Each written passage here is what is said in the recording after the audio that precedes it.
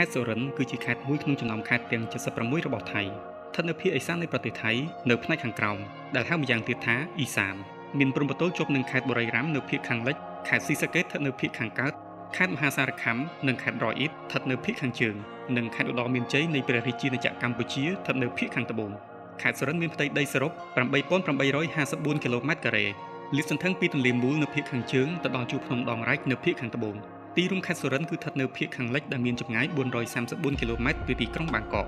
តំបន់សុរិន្ទបច្ចុប្បន្នមានប្រវត្តិតាំងពីលំនៅរបស់មនុស្សជាយូរលង់ណាស់មកហើយដែលមានតាំងពីសម័យបុរេប្រវត្តិតាមប្រវត្តិសាស្ត្រតំបន់នេះត្រូវបានគ្រប់គ្រងដោយអាណាចក្រដ៏មានអំណាចមុនដំបូងគេបំផុតគឺអាណាចក្រខ្មែរនាសម័យអង្គរ 50% នៃប្រជាជននៅក្នុងខេត្តសុរិន្ទគឺជាជនជាតិខ្មែរក្រៅពីនេះគឺជាអ្នកនិយាយភាសាសៀមភាសាឡាវភាសាចិននិងភាសាគួយជាដើមហើយក៏មានក្រុមកុលសម្ព័ន្ធជនជាតិភាគតិចផងដែរដូចជាជនជាតិគួយជាដើមខេត្តនេះបណ្ដុំដោយអ្នកមានមន្តអាគមយុទ្ធសិលសិលសាស្ត្រនិងចម្រុះទៅដោយវប្បធម៌និងភាសាជាច្រើនប្រជាជនខ្មែរដែលរស់នៅទីនោះឬហៅម្យ៉ាងទៀតថាជនជាតិខ្មែរលើនៅតែបន្តថែរក្សាអភិរក្សប្រពៃណីវប្បធម៌របស់ខ្លួនឲ្យនៅតែគង់វង្សបន្តទៅមុខទៀតបណ្ដាស្រុកនៅក្នុងខេត្តនេះភាគច្រើនគឺជាជនបទរីឯប្រជាជនគឺមានជីវភាពក្រីក្រហើយមានការអភិវឌ្ឍឧស្សាហកម្មតិចតួចដោយការធ្វើកសិកម្មជាចម្បងដូចជាការធ្វើស្រែចម្ការក្រៅពីការធ្វើស្រែចម្ការកសិករក៏បានរកប្រាក់ចំណូលបន្ថែមទៀតដើម្បីផ្គត់ផ្គង់ជីវភាពរបស់ពួកគេដូចជាការកាប់អំពៅការធ្វើជាកម្មករសំណង់ធ្វើតម្បាញសូត្រលក់នៅក្នុងស្រុកនិងក្រៅស្រុកការទាក់ដំរីនិងការបណ្ដុះបណ្ដាលដំរ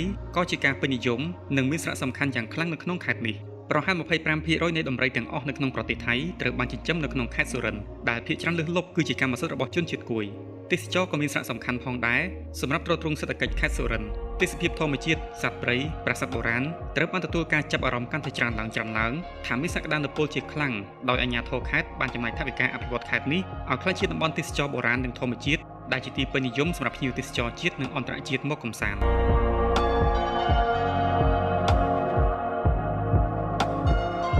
ខេត្តសុរិន្ទមានកេរ្តិ៍ឈ្មោះល្បីល្បាញខាងធ្វើគ្រឿងតុបតែងលម្អដែលធ្វើពីមាសប្រាក់ស្ពាន់សំរិទ្ធគ្រឿងសង្ហារឹមដែលធ្វើពីឈើបេងនិងនួនសម្លៀកបំពាក់ដែលត្បាញចេញពីសរសៃសូត្រដ៏ប្រណិតពាណិជ្ជករនៅក្នុងស្រុកក៏ធ្វើពាណិជ្ជកម្មឆ្លងដែនជាមួយនឹងប្រជាជនកម្ពុជាតាមរយៈច្រកព្រំដែននៅអូស្មាច់ដែលមានចម្ងាយ70គីឡូម៉ែត្រភាគខាងត្បូងពីទីរួមខេត្តសុរិន្ទបច្ចុប្បន្នខេត្តសុរិន្ទត្រូវបានថៃដាក់រួមបញ្ចូលទាំងខេត្តគោកខណ្ឌនិងខេត្តសង្កឹតឬក៏សង្គាឲ្យក្លាយជាខេត្តសុរិន្ទតែមួយខេត្តទាំងនេះកាលដើមឡើយគឺជាដែនដីរបស់អាណាចក្រខ្មែរហើយតំបន់នេះជាកន្លែងដែលសម្បូរទៅដោយសត្វដំរីមកដំរីខ្មែរគួយឡាវបានអះអាងថាតំបន់នេះសម្បូរដំរីណាស់ដំណឹងនេះក៏បានដឹងឮទៅដល់ព្រះរាជាទ្រង់ក៏បានចាត់ឲ្យមេតបខ្មែរឈ្មោះថាសុរិន្ទភក្តីឲ្យចេញទៅទាក់ដំរីនៅឯខេត្តសុរិន្ទនេះក៏បានជួបប្រទះនឹងសត្វដំរីសរួចក៏បានស្ទាក់ចាប់មកថ្វាយព្រះរាជាហើយព្រះរាជាក៏បានចាត់ឲ្យមេតបសុរិន្ទភក្តីកាន់កាប់និងគ្រប់គ្រងខេត្តសុរិន្ទនេះតរៀងមករហូតដល់ពេលដែលសៀមមកឈានទានខ្មែរហើយកាត់យកខេត្តសុរិន្ទធ្វើជាដែនដីរបស់ខ្លួននៅក្នុងឆ្នាំ1889ក្រោមការគ្រប់គ្រងរបស់សៀមចៅហ្វាយខេត្តសុរិន្ទនៅតែមានងារថាពញាសុរិន្ទភក្តីធាននគរបន្ទាយសោមាខេត្តសុរិន្ទសម្បូរដោយប្រាសាទខ្មែរជាច្រើនដែលមានដូចជាប្រាសាទក្រពុំឬក៏ប្រាសាទល្ងាងប្រាសាទជាងប៉ីប្រាសាទត្រពាំងទាប្រាសាទបានប្រាសាទបានភ្លួងប្រាសាទមឿនជ័យនិងប្រាសាទជ័យងោប្រាសាទល្ងាងជាស្ថាបត្យកម្មខ្មែរដែលបានកសាងឡើងនៅក្នុងចុងសតវត្សទី11និងតាមសតវត្សទី12ដែលមានតួប៉មចំនួន5សង់អំពីឥដ្ឋនៅលើខឿនតែមួយប្រាសាទកណ្ដាលគឺជាប្រាសាទធំនិងមានមុខងារសំខាន់ជាងគេប្រាសាទនេះកសាងឡើងសម្រាប់ឧទ្ទិសដល់ព្រហ្មញ្ញសាសនាស្ថិតនៅក្នុងភូមិល្ងាងខេត្តសុរិន្ទប្រាសាទជាងប៉ីគឺជាប្រាសាទរបស់ខ្មែរដែលមានទីតាំងស្ថិតនៅក្នុងភូមិជាងប៉ីឃុំជាងប៉ីស្រុកស៊ីខារភូមិខេត្តសុរិន្ទប្រាសាទនេះត្រូវបានកសាងឡើងក្នុងរជ្ជកាលព្រះបាទជ័យវរ្ម័នទី7នៅចុងសតវត្សទី12ដល់ដើមសតវត្សទី13នៃគ្រិស្តសករាជដើម្បីឧទ្ទិសថ្វាយព្រះពុទ្ធសាសនាកសាងឡើងជារចនាបថបាពួនធ្វើអំពីថ្មបាយក្រៀមនិងថ្មភក់បើតាមរឿងព្រេងនិទានប្រាសាទនេះគឺជាឈ្មោះរបស់កម្មករម្នាក់ដែលមានឈ្មោះល្បីល្បាញនៅក្នុងអតីតកាលហើយភាពល្បីល្បាញនេះគឺបានមកពីថ្វីដៃដ៏ចំណានរបស់គាត់ក្នុងការផលិតប៉ីដែលជាឧបករណ៍តន្ត្រីមួយប្រភេទ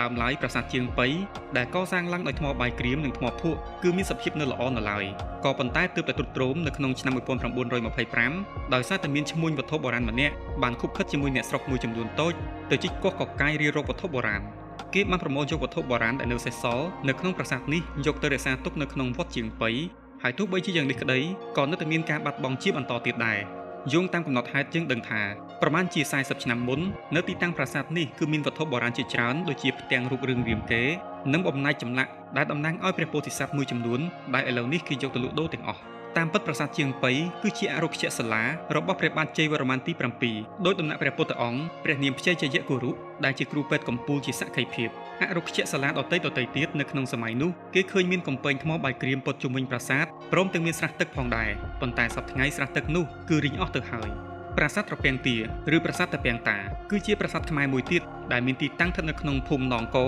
ឃុំត្រពាំងទាស្រុករំដួលខេត្តសុរិន្ទជាប្រាសាទឥដ្ឋបែរមុខទៅទិសខាងកើតកសាងឡើងក្នុងរជ្ជកាលព្រះបាទជ័យវរ្ម័នទី7នៅចុងសតវត្សទី12ដល់ដើមសតវត្សទី13ជារចនាបថបាយ័ន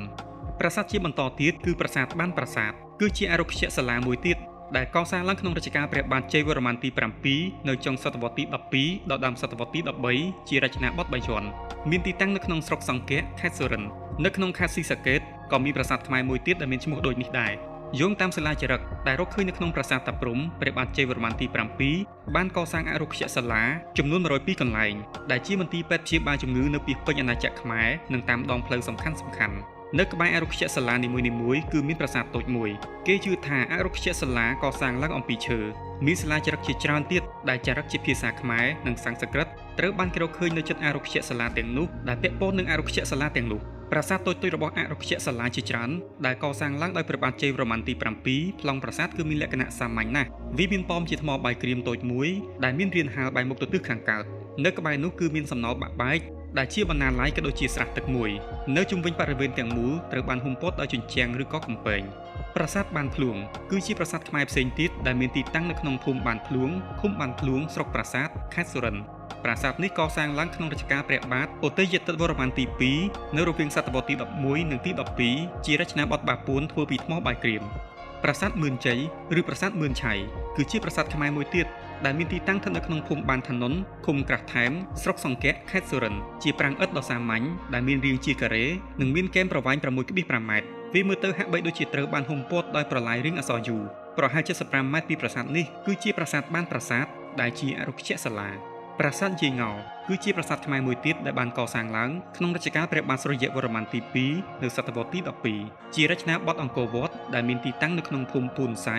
ឃុំបានជប់ស្រុកសង្កែខេត្តសុរិន្ទប្រាសាទតូចនេះមានប្រាង្គចំនួន2រីឯប្រាង្គទី3ប្រហែលជាក្រុងនឹងកសាងនៅលើប្រាង្គខាងត្បូងមានចម្លាក់នាគរាជដែលឆ្លាក់នៅលើឥដ្ឋជាចម្លាក់លៀននិងបញ្ចប់ដោយជើងទម្រធ្វើអំពីឥដ្ឋដែលកម្រមានណាស់ប្រាង្គទាំងពីរមានរាងជាការ៉េដែលមានកាំជណ្ដើរនិងមានប្រវែង5ម៉ែត្រនៅសងខាង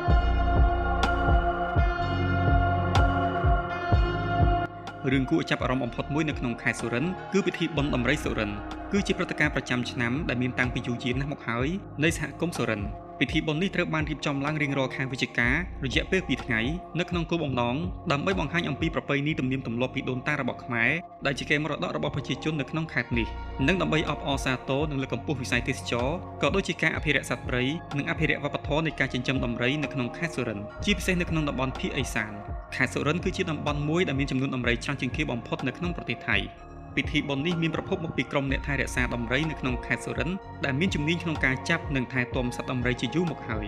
ពួកគេបានរួមគ្នាដើម្បីចិញ្ចឹមបីបាច់ថែរក្សាដំរីដ៏អស្ចារ្យទាំងនេះធ្វើឲ្យដំរីក្លាយជាមរតកវប្បធម៌និងជានិមិត្តរូបរបស់ខេត្តសុរិន្ទរហូតមកទល់សព្វថ្ងៃនេះពិធីបុណ្យសុរិន្ទមានសកម្មភាពគួរឲ្យចាប់អារម្មណ៍ជាច្រើនដូចជាក្បួនដង្ហែដំរីការប្រកួតទេពកោសល្យដំរីការបង្ហាញជំនាញដំរីការប្រកួតបាល់ទាត់ដំរីនិងសូម្បីតែការតាំងពិព័រណ៍សត្វដំរីបន្ថែមពីលើនេះនៅមានការតាំងពិព័រណ៍ដែលបង្ហាញអំពីទំនាក់ទំនងរវាងសត្វដំរីនិងមនុស្សសកម្មភាពទាំងនេះបានទាក់ទាញការចាប់អារម្មណ៍យ៉ាងខ្លាំងពីភ្ញៀវទេសចរជាតិនិងអន្តរជាតិដែលបង្ហាញអំពីភាពឆ្លាតវៃរបស់សត្វដំរីនៅខេត្តសុរិន្ទក្រៅពីការសម្ដែងសត្វដំរីពិធីបុណ្យនេះក៏រួមបញ្ចូលការសម្ដែងវប្បធម៌សកម្មភាពកម្សាន្តផ្សេងៗនិងការលក់ផលិតផលក្នុងស្រុកផងដែរដូច្នេះពិធីបុណ្យដំរីសុរិន្ទគឺជាព្រឹត្តិការណ៍ដ៏សំខាន់មួយដែលបានបង្ហាញអំពីភាពអស្ចារ្យនិងកិត្តិនាមរបស់សត្វដំរីសុរិន្ទនិងខេត្តសុរិន្ទលើសកលលោកវាមិនត្រឹមតែបង្ហាញអំពីភាពប្លែកនៃវប្បធម៌សុរិន្ទប៉ុណ្ណោះទេថែមទាំងលើកកម្ពស់ការយល់ដឹងអំពីការអភិរក្សប្រភេទសត្វដំរីនិងបរិស្ថានផងដែរ